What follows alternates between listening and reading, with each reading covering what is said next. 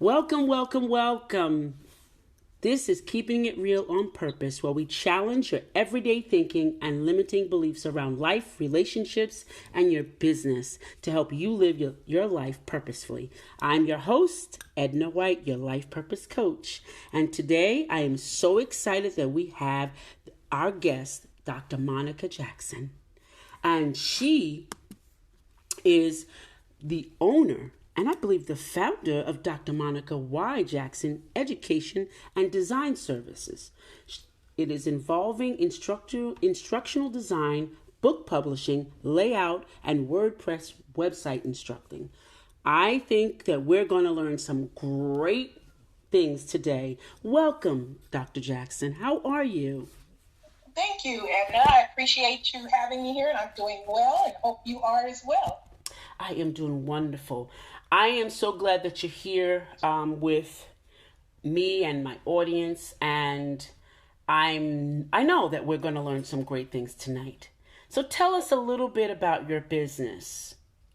Well, as you mentioned, I am Dr. Monica, and most of my colleagues and students refer to me as Dr. Monica, and I founded Dr. Monica Y. Jackson Educational and Design Services, and it came about because over the years I've worked in different industries.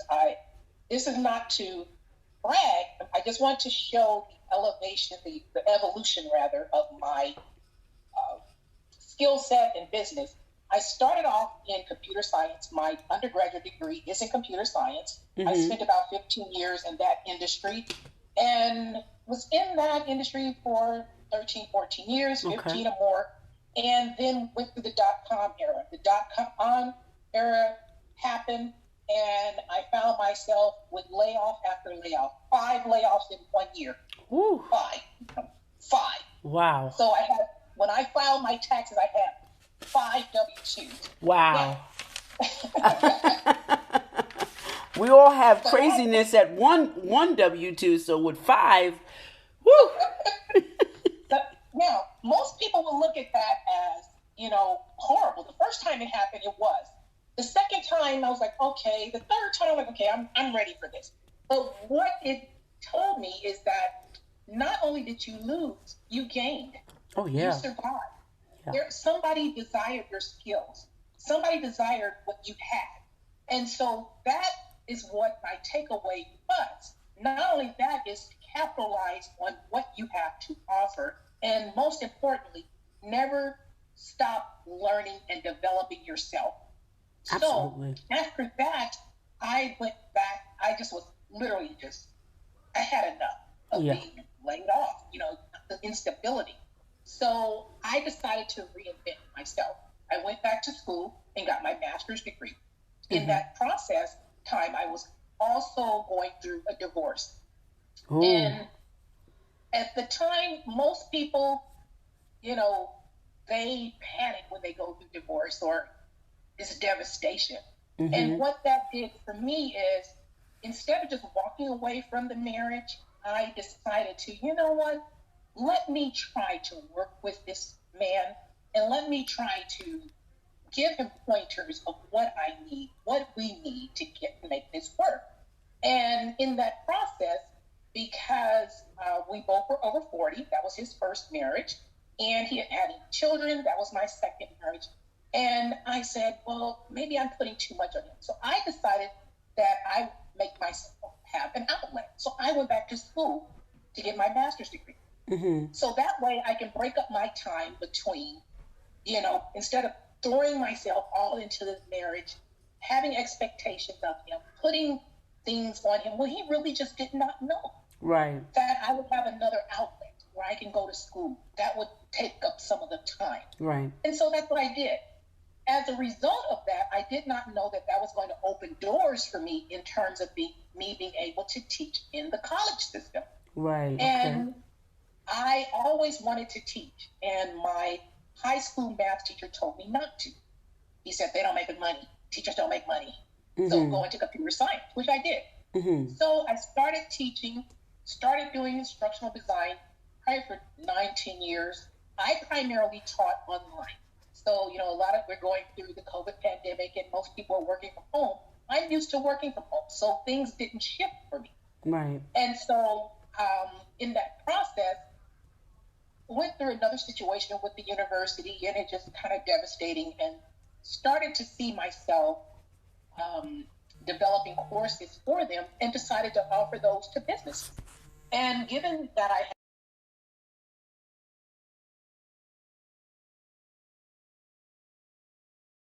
so to speak.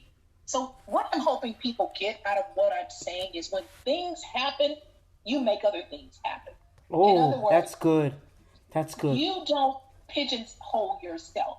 We have this thing about how we expect life to be, how we want life to be, and we can plan, go A, B, C, and D, and then when things don't happen, we fall apart.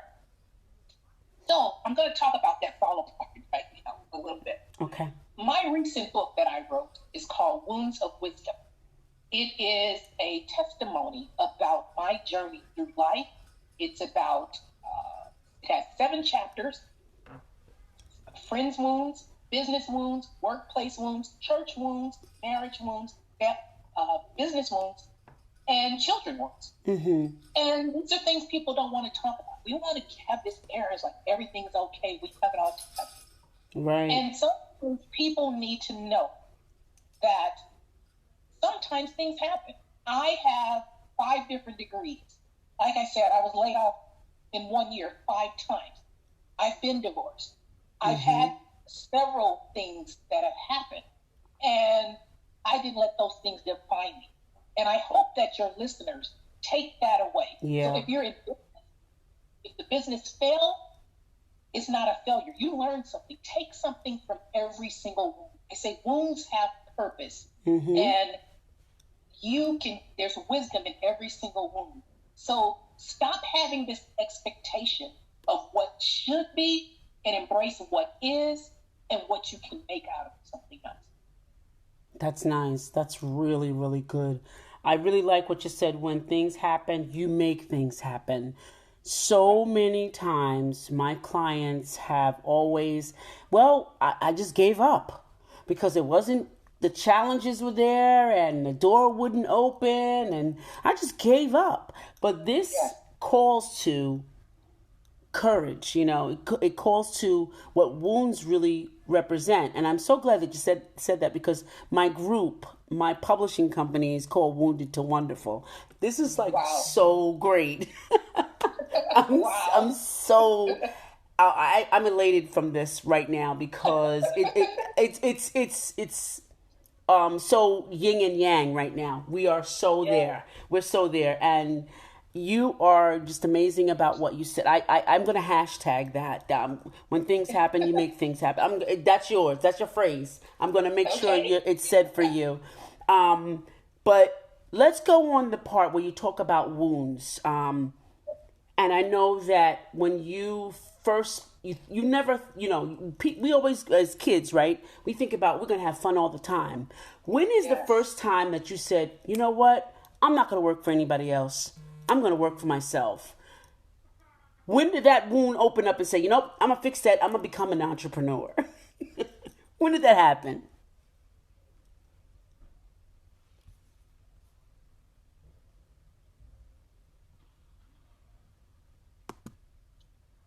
Hello? Yeah, I'm here. When did that happen? Oh, okay. Okay. What's going on? Oh, sorry. Did you hear my question? Repeat the question. You said. So I said, when did the entrepreneurial bug bite you? When did you said that, these wounds have got to heal and I need to do this. I need to go out on my own. I didn't have a choice. After my great. First layoff. That's great. Some people feel like they have a choice. You're going to either sink or swim. You're going to eat or either starve. And I was not willing to starve. So I had to make some things happen. I had to do some things. Although I was unemployed, I had to decide, what did I already know that I can capitalize on? It may not bring me the money that I expect, but it was better than being homeless. are being without food. Right. So sometimes you have to do what you have to do until you can do what you want to do. Woo!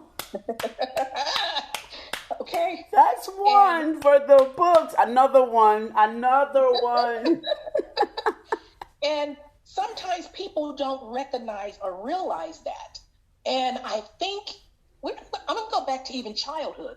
A lot of us and a lot of parents even say, what do you want to be in life? Yeah. Who do you want to be? Yeah. What do you want your career to be? Where do you want to go to school? Yeah. Well, here's the problem with that. Yep. It's nothing wrong with planning and having aspirations and goals. However, you need to learn who you are first. Yeah. What are your talents? Yeah. Stop trying to live somebody else's dream. Yeah. Stop thinking that the grass is greener on the other side. Water your grass and grow and be planted. Girl, stop it. 3 for the road, girl. Stop it. Water your grass. Don't worry about the green on the brown. Worry about your grass. I love it. Go ahead, doctor. Go ahead, Dr. Monica. Do it. So I had to learn that because nothing was being handed to me. Nobody was giving me things. And, people always say that when one door closes, another opens. Sometimes you have to open your own door. Yeah. And so I had to do just that. When I first started, when I was laid off, it was amazing because one young lady said, "You write very well. Mm-hmm. Have you ever thought about writing for this particular publication?" Mm-hmm. Now, I didn't know anything about this publication. It's a well-known publication in New York, and I've never written for a magazine. So I said, how do you approach a magazine? I actually Googled it, found online how do you, approach an editor to write in their magazine. Mm-hmm. And I wrote a letter, mailed a letter. I live in California. I mailed that letter to New York. I'm going to say within 3 days, I received a phone call from that publication. "We want you to write for us." I'm like, really? And wait a minute.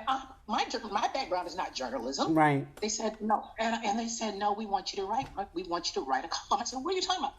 And so they said they wanted to publish the particular article that I had written. Mm-hmm. I said, "That's just a draft. I can't do that." And they said, "We want this." I said, "Well, let me tweak it a little bit for you and your audience." So I did. I wrote for them for several months. I said, "Let me try this again." Reached out to another well-known Black Black-owned magazine in New York. Mm-hmm. Same thing happened. I said, well, maybe I can be a writer now and just, live off of this for a while. And those who are writers know that, there's not a lot of money in writing. There's not a lot of money. They're going to pay you per word or per page or this. But for me, writing comes naturally. So even if they were only going to pay me, I'm just throwing out a number, if they were only going to pay me $250 to write an article, it took me less than an hour to write that article. Yeah. And so I had to look at it from a different perspective. I just made $250 for 30 minutes worth of work. Right. So when you look at things that way, you tend to just continue to do the things that you're somewhat called to do in that particular season. Yeah. And seasons expire. A lot of times we go to college, we get degrees and think we're supposed to be in a particular industry or field. Oh my goodness. Could you say that? I want you to stop, Dr. Monica. I really do. Right now. Stop it right now. You are solidifying a whole lot of what I talk about. But go ahead. I just want to let you know that. And it's amazing how we say this is what we're going to do. Well, I've had probably 5 different careers. And what I realize is that in my current business, I'm using all of those skills in my business. So a lot of times I feel like I don't necessarily have the resources or the support, or people don't come through for me to do certain things. But all my years of experience allowed me to be able to do it myself. Mm-hmm. And so that's what I hope a lot of people look at. People always saying, well, I don't know how to do this, or I can't do that. if you want something bad enough, you'll learn it. You'll learn how to do it. Sure. And you'll make it happen. You have to decide what's important to you and what's a priority to you. I always say that people will always make time for what's important to them. If they don't, it's not important. Right. Period. Right. That's right. They will make time for what's important for them, not for you. Correct. So you are saying so many things that are so on point about business, about life, because I always talk about what's happening in your life is sure going to happen in your business. It's going to happen. Yes. It's going to show up. And I always I was talking to a client today, and she was talking about her supervisor. I don't like to use the word boss, and you probably know why. But her supervisor, and she's saying all this stuff, and I said, what we as women, we can't act like men. We can't. Mm-hmm. There's no way we can act like men. They can walk around the power struggle, but we'll be called that nasty word we'll be called that nasty word. Yes. Some of us get into that realm, and because we're emotional creatures, it comes out wrong. Yes. And those wounds show up in our business life. And I'm so glad that you wrote this book on these, because I wrote them down, the pinnacles. You said some pinnacles about your book. These are nothing but pinnacles. When you build a house, you have to put 4 pieces up before you do anything to measure out the sides. You're measuring it out. The four foundational pieces, you just said them. If you don't mind, say them again, because I'm so glorifying your book. I can't even believe it right now. Okay, I'm not even sure what I just said. I'm talking about your book. Your book is Wounded. Okay. Wait. Hold on. Let me say it. Wounds of Wisdom. Correct. I'm talking about your 4 pillars that you talked about. The pieces that you said. You said business. Okay. Church. There's 7. There's 7. Okay, there's 7. Okay, 7 chapters. Right. Go ahead. Say them. Business. You think you said one was business. Are you there? I'm sorry for the technical difficulties that we're having right now. Monica, are you there? Okay, there you go. I'm sorry, I lost you for a couple of seconds again. It's just when we get to the good part. Okay, so the 7. You said 7. You said there's 7 chapters. Okay, can you say the 7 chapters? There's workplace wounds, business wounds, friend wounds, church wounds, children wounds, family wounds, and the final one is marriage and divorce wounds. Okay. I wrote them down as to be business, relationship, spiritual, and all the other stuff. Yes. But that's the foundation. What you're saying is all the foundation that we need to build our house. Yes. All those, and we get wounded in those areas when we're starting to build our house, and it goes kind of sideways. And I'm so glad that you're writing this book. I really would like our tell us where we can find that book at this point right now. So my audience and myself. On my website at drmonicajackson.com. Okay. And go directly to the page by going to /books, or just click on the book link. Okay. And you can get the book there. It's also available on Amazon as an ebook. Okay. And also as paperback, but they still can go to the website to get the paperback. Oh, they have special carte blanche when they go to your website, right? Yes. Okay. They make it a little bit something special. Okay, see, audience, go to her website to get this book, because I'm telling you, I'm going. So you guys go. Definitely go get this book, because I believe that it's going to reveal a lot that we all need to hear about, and we need to, as she said, testify about and have a testimony. Yes. So right now I want you to tell us about a client that you've had in the past or presently that really touched your heart, and tell us about how that client changed your practice. Well, I want to say maybe, I think 3 years ago. First of all, I tell people, first, you need to learn to toot your own horn. And that's not an arrogance. It sure isn't. Would you say that again, please? You need to learn to toot your own horn. And that's not a arrogance. And I'm saying that because I stand behind my character. I stand behind who I am and my integrity and my ethics. And that shows up when somebody from 10 or 15 years ago can refer somebody to me to do some work for them. And this particular individual I've never met. And he contacted me and said that he was referred to me from somebody I did work for. And I'm like, really? I said, but that was like 10 or 15 years ago. So again, we need to understand who we are and make sure that our character stays intact, because you never know who you are going to meet down the road, how it will impact your business. It can make or break your business. And so you need to operate with integrity. So when he contacted me, he wanted to publish a book. And he wanted me to do the layout, the cover design, and so forth and so on. My rates are not cheap. I'm not the most expensive person. However, you're going to get a high quality product. You're going to get exactly a finished product. You're not going to get me coming back and telling you got to pay this. You're going to know up front. Here's the quote. This is the rate. I do not negotiate my rates. I'm going to repeat that again. I do not negotiate my rates because I'm not in competition with anyone. I'm in competition with myself. And so I stand behind my work. So if someone asks me, is it negotiable? No. And the reason why, go somewhere else because you'll be back or you won't get what you expect. So when he reached out to me, he wrote this book. And interesting because he was a pastor. And, we have this illusion of what pastors are. We have a reality of what some pastors are and what they aren't.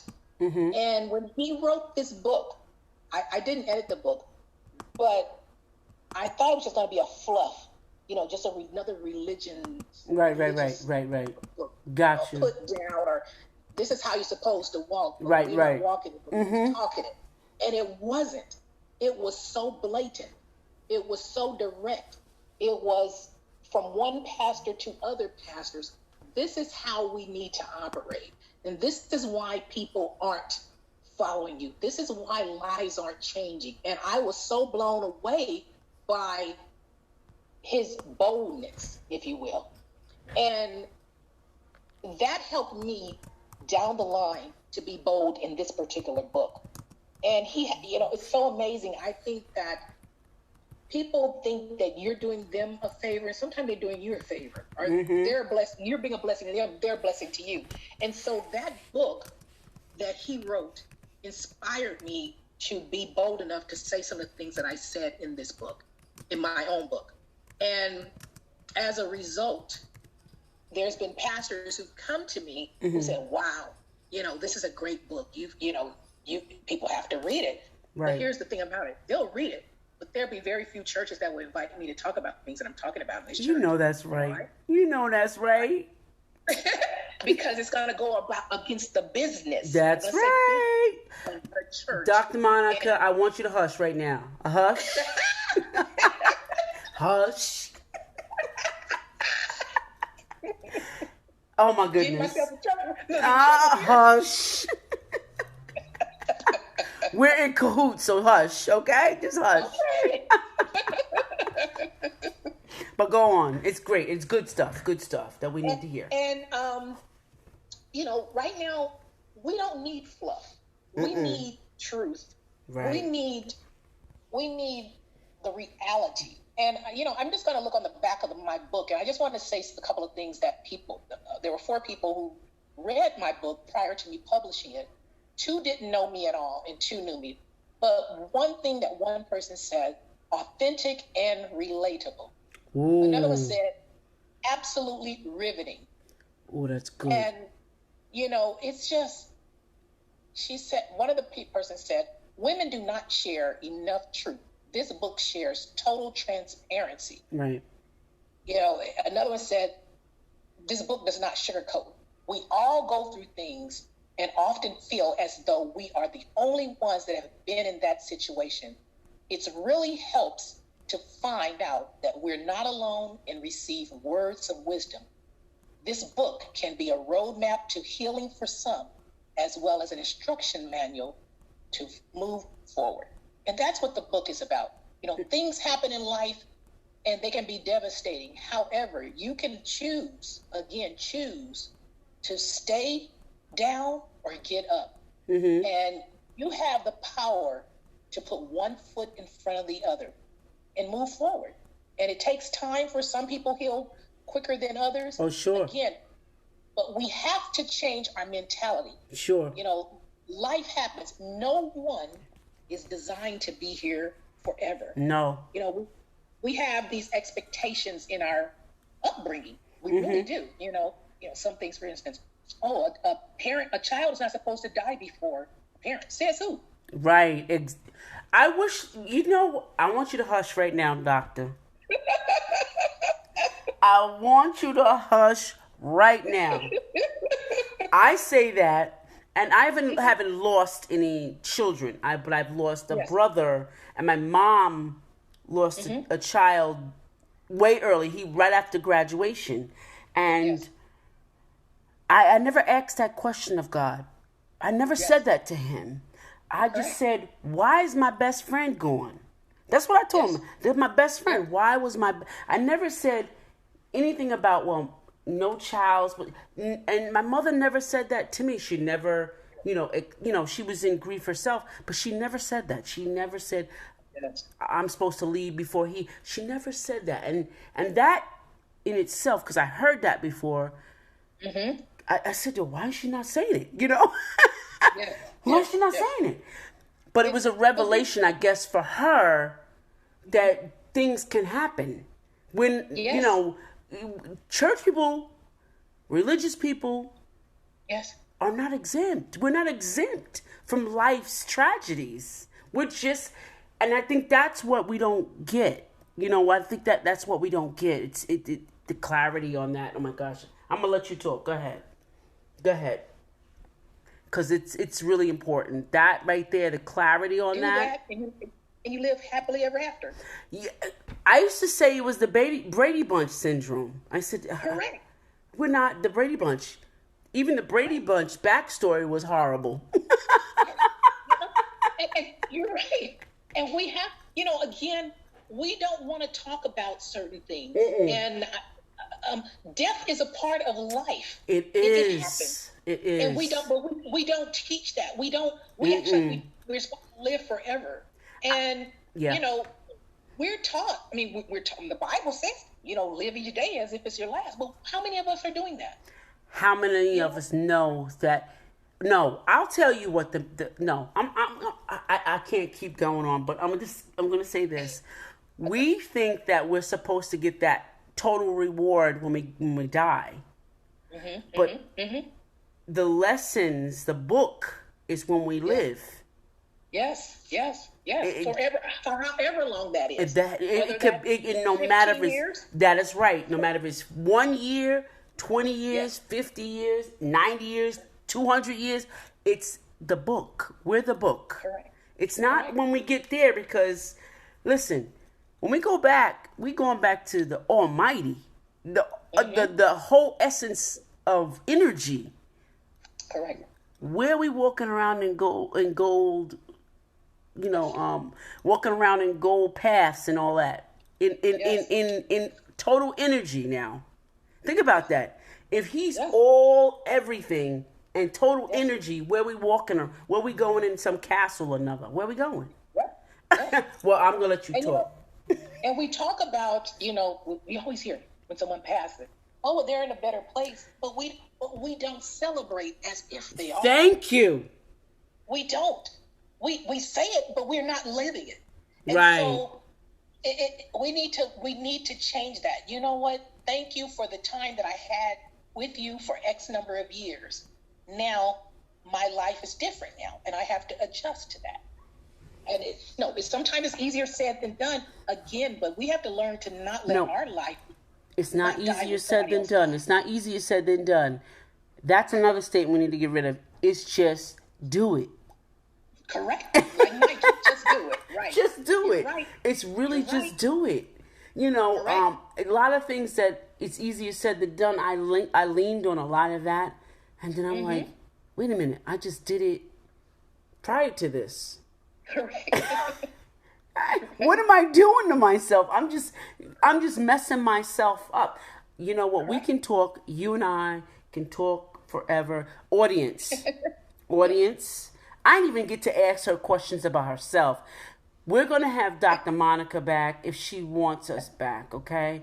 Absolutely. But we're going to do a YouTube channel on her and and we're going to have fun. So you all got to come back and see us really get into it. Because this is the topics. These are the things that she's doing and I'm doing that you all really need to hear.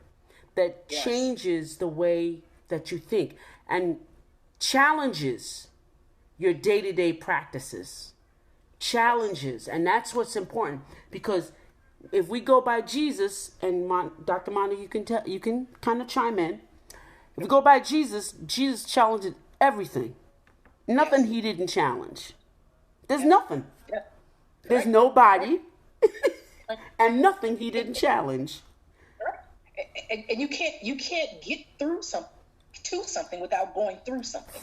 Oh my God. If you don't stop giving me these hashtags,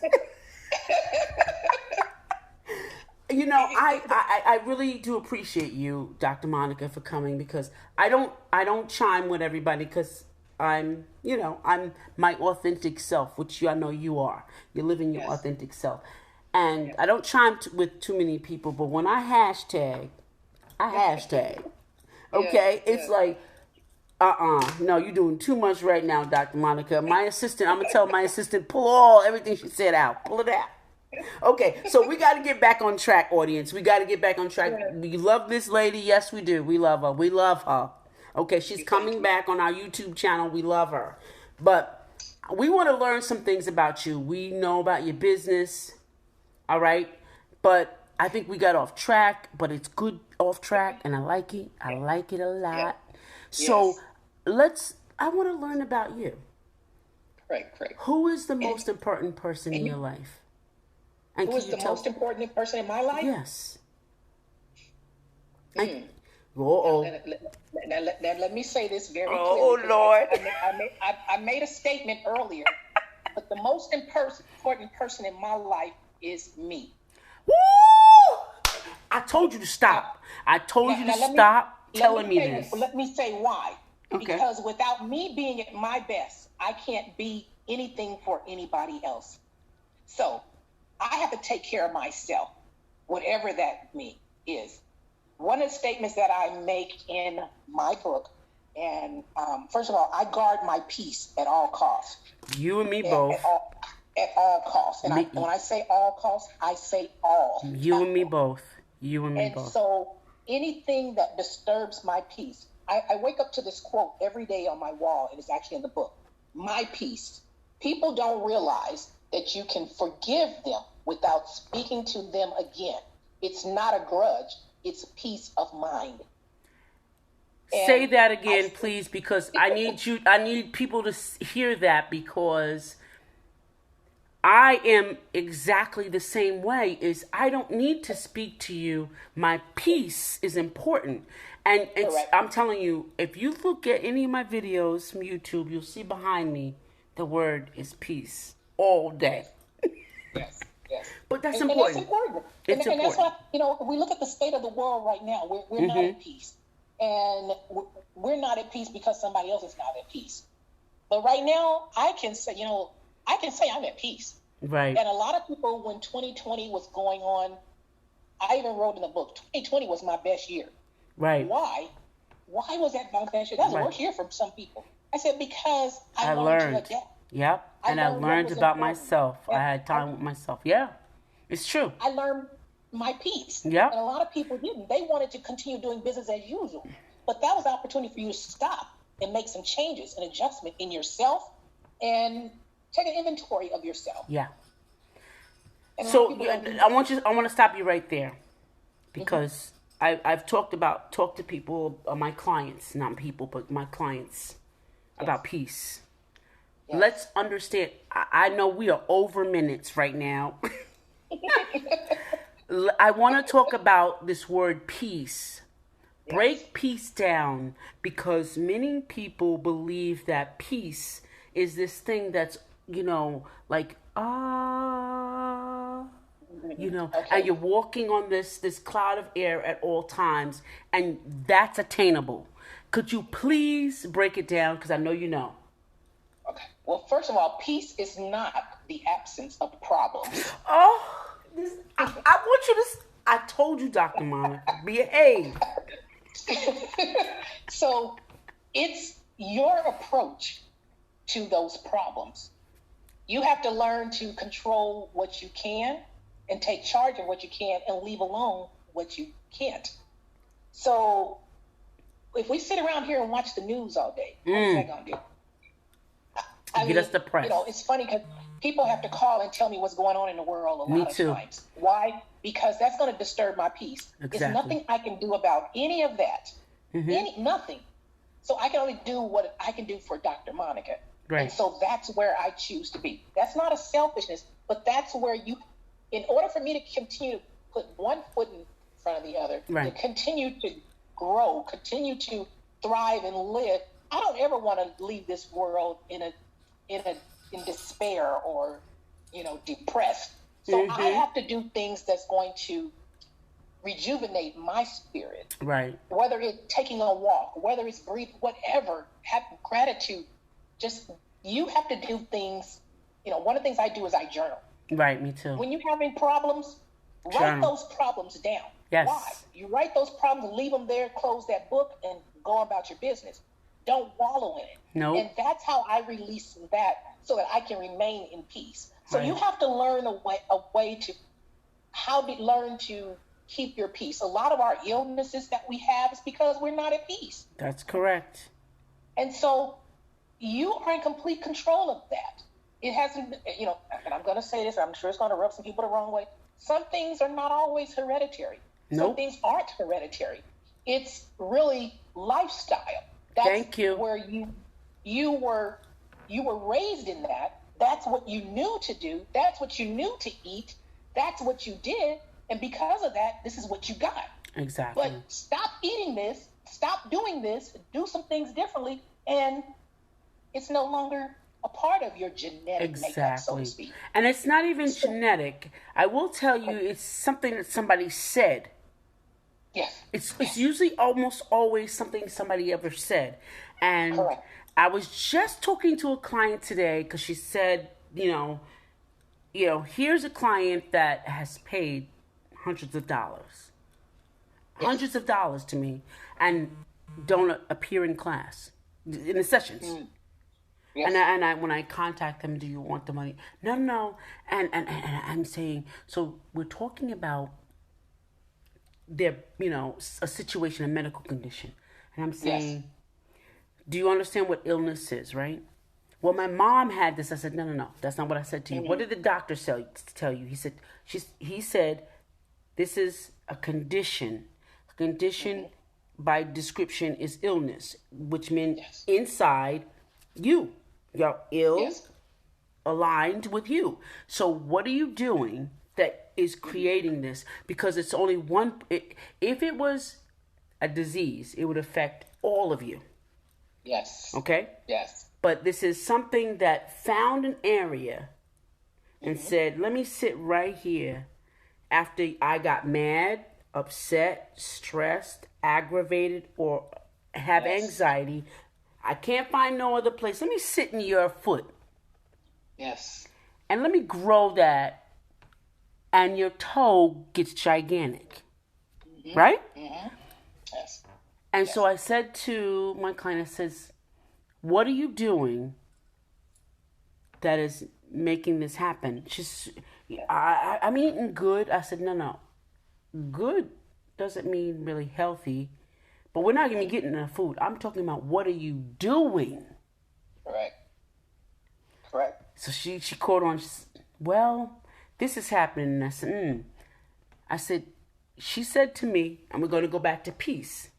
Peace, the Lord spoke in my spirit, peace.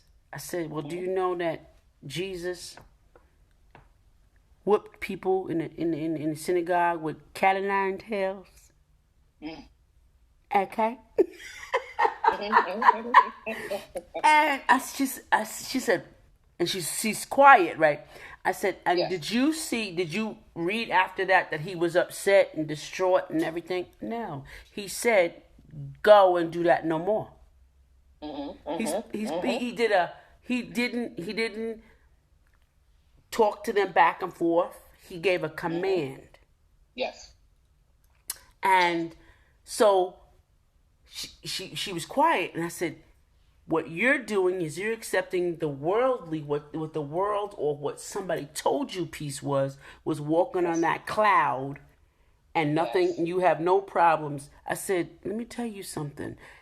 I don't watch the news, but I heard that somebody who was religious got shot and killed. Okay. Okay. We're not exempt no matter what religion we choose. I said, Malcolm X is a perfect example. Martin Luther King is a perfect example. Jesus is a perfect example. We're not exempt from problems here on earth. Correct. I don't know who told you that. Peace, sometimes you have to upset. I said Martin Luther King said it best. Sometimes you have to upset things in order to have peace. You have to upset things. You have to change the way things look. Yes. And that I said that in the beginning, even in, I said, I'm going to go even further with you. You know what the church is? She said, well, it's where we go. I said, First it's us. Then it's your family. Yes. Where do you have the most challenge? Not in the church. It's with your family. And if you can't handle that challenge in that church, forget about the building, because that's what that is when we go to that. It's a building. Yes. But I'm so glad that you said I'm excited. I can't wait to our show. This is longer than what we're supposed to be, but I can't wait to our show. I can't wait. I don't know what I'm going to do with you next. I'm really excited. I want to do something else because I'm thinking about all the stuff that we could do. And audience, this is what we're talking about when I talk about to you all about authenticity. When people are authentic, it just flows.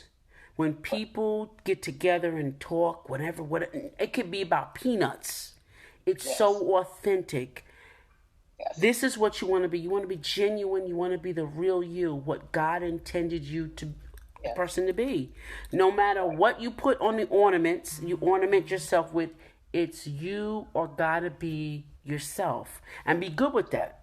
And don't care what nobody else thinks. Like, really. Dr. Monica, I'm so glad you're here. And you will be back. Thank you. And look, I want to wear out my welcome then. You're never going to wear out your welcome because I'm going to call you up, okay? I might have to come to Cali on you, okay? We're going to have to do something in Cali, okay? We're going to do something in Cali. What are your final thoughts and your best tips to share with women who are in business right now? My final thoughts would be, first of all, evaluate why you are in business. Oh, good. That's the first one. Evaluate why. And make sure it aligns with your purpose. Make sure it's beyond the money and you're serving purpose. Right. Because at some point in life, if you're not operating in purpose, things are going to push you and propel you so that you are operating in purpose. Right. So don't resist it. You might as well find it now. Mm-hmm. And I'm going to say something even about the book. I found myself, first of all, not wanting to write this book. And I was forced to write it. I was forced to write this book because I lost my major contract, my 6-figure contract. But first of all, thank God I was in a position where I could afford to lose it. Now, it hurt. It hurt. Trust me, it hurt. Mm-hmm. But I stopped and I wrote this book. So when I wrote this book was written in 7 days. Wow. 7 days. Now that wasn't me. That means that I'm operating in purpose. Yes. And I can't believe what's in this book. I became so not fearful, but concerned about what I was saying in the book, how it would be received. And I said, well, you know what? And there's nothing else you can lose, so you just go for it. Mm-hmm. And so when I'm saying this for people, when book sales don't go the way that you expect them to go, right. when people don't buy the book that you thought would buy the book, but when it's impacting other people, then that's your purpose. Right. So keep moving forward. Again, I have never met Edna, and sometimes you have to open yourself up to platforms and places that you never thought, because you never know who's going to hear you. So don't look at, well, if Oprah calls me, I should go over here. But if I have a conflict and, I'm supposed to meet with Edna, then I'm going to cancel Edna. No, you don't do that. You need to treat everybody as if there are an Oprah. And that makes a huge difference. I will tell you this. I never thought, and I told you this before the interview, I never thought that Amazon would pick me up, because literally I had not that many followers. Yes. And they wrote me to say, we love your content. This is exact. Yes. I can send you the email, and we want to sponsor you on our platform. And I'm like, wow. Like, wow. And so they said, and by the way, if you ask Alexa, if anyone has Alexa, your podcast can play. I mean, just ask for your podcast. And I'm like, wait, what? And I thought, here I am thinking small scale. Yes. You know what I'm saying? And I could say this honestly, is like, Oprah never got that opportunity. It was a first for me. And that's my Oprahville. That's my Oprahville. That's my, it's like, that's my Oprahville. And I said, oh Lord, what am I going to do? And it was like, just do it. Just do it. Mistakes, issues with, just do it. And we don't have to be noticed by anybody, but we getting the word out in our piece of the world. And that's what matters. And Doctor, we have been on here 47 minutes and 42 seconds. Okay. But I want to tell you that you will be back. Oh, because there are some topics that we're going to talk about. I want to have a panel. I also want to do a book on mothers that passed away in May. Mothers that passed away. A letter to the mothers and a picture, and to kind of share like with the world what their mother was about. Because I don't, we celebrate mothers commercially. We do. Yes. But not many people know about mothers. Yes. Do you know what I'm saying? The mothers that really went through the muck and mire. We hear stories and they fade away. I don't want this story to fade away. I want the many friends that I know to contribute to this, to share about their mothers, share a picture of their mother, and it be memorialized. We have, I think, Dr. Monica, me and you, we're going to do some stuff. We're going to do some stuff. I'm excited that I met a kindred sister. I've met 3 kindred sisters since I started. I will tell you that. But you're the third one. Okay? Okay. And I'm looking forward to being surrounded by like-minded people. I just had I have a coach myself, because I believe in investing in myself. I believe that if I don't know something, I need to get that feed, that influx, the gleaning that I need to get where I need to go. And my coach has been working with me since February, and he's so proud of me. He can't even stand it. And I'm like, listen, I'm all about results. I'm result driven. Like, Yes. not about what you say that somebody else did, but Edna is going to have some results for Edna. Correct. And I will tell you, he said to me, "I'm so proud of you. I don't even know what to say anymore. Like, like, you're getting it." I said, "You know what? It's like a match on dynamite. You light it, and it does what it does. Correct. So it could be dynamite, it could be fireworks, it could be whatever it is. It's gonna do what it do." Yes. And I said, I'm thankful that you, because I fought him all the way. I was bad. He could tell you, I was bad. I was like, I'm not doing that. I'm not doing that. And I'm not doing. I told him, and no one's. I'm not doing that. And he was very patient, and I said, I want to be a coach like that I'm very patient. But I realized I am that coach. I may not be that coach for myself because I'm my own worst enemy, but I am like that we coach. all are. Yeah. We all And are. see, but Dr. Monica, you and 2 other sisters are the only ones that said like we all are. No one else has ever said that. Oh, everything's flowers. Yeah. We need to be true with ourselves. And Dr. Monica, we have 51 minutes and 18 seconds. But I'm going to tell you, I'm writing you back tonight. Okay. Because we're going to do some stuff together. I don't know what it is, but we're going to let it unfold. Audience, we're going to let it unfold. And I want you all to look for that, no matter where location, because I might go to California. I just came from Sacramento. I might go back over here to go California to see her. Okay? Act all up. I want to plug something else because it may align with what you're doing.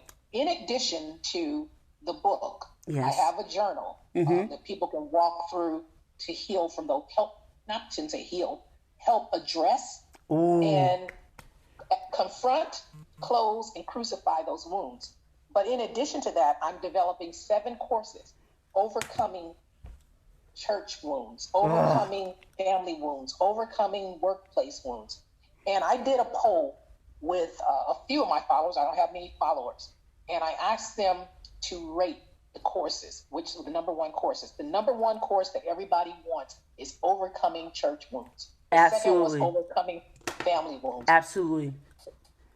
We're in the same, we need to do, like, audience, we have not met each other. We have not met each other. Nope. First time at talking. all. We first time ever. We talked on DM. Then that's it. We have never met each other. But I will tell you, and you guys know me, those 2 things I always talk about. I have been spiritually wounded for years. 29 exact. Yes. Okay? I understand. Okay. Trust me. Family wounds, way early to the 40s. Okay, 5 to the 40s. So I know what you're talking about. We're going to have to do something together. If it be something live or whatever it is, we're going to have to do something together because this is all inspired. This is awesome inspired. This is God inspired. This is universe inspired. You and I. Yes. And I have only prayed, Lord, send me where you want me to go. I don't want to do anything that's not going to yield results and purpose. Right. So wherever that is. And so the last few podcasts have been truly divine connections. Yeah. Definitely. Without a doubt. I agree. Well, I will tell you, I've had 3 connections. And let me just tell you this. I believe in like recycled energy. This is me. So when I had moved to China, God kind of orchestrated that. I knew that I was in connection with Chinese. I don't know why, but I met this woman, Dr. Wilson. Okay. Chinese, California. I need to go to California. That's what it's calling for me, California. And I need to go there. But we were in such connection, like you and me right now, it went over, and I'm like, oh my goodness, it's going over. But this is good. What we were talking about, we agreed about the same things. And my thing is saying 55, and he's in the red zone. So we're going to go, audience. We are in such a whole mess. But I want to tell you, thanks for listening. If you enjoyed this episode and you'd like to help support the podcast, please share it with others, post it on your social media, or leave a rating and review. To catch the latest from me, you can follow me on Facebook at EJW Coaching, on Instagram at EJW Coaching, and on Twitter at EJW Coaching. Thanks again, and we'll see you next time. Thank you, Dr. Monica. Thank and you. I'll see you next time. And I hope the show ends up in the world as it only can be. Yes. Bye for now.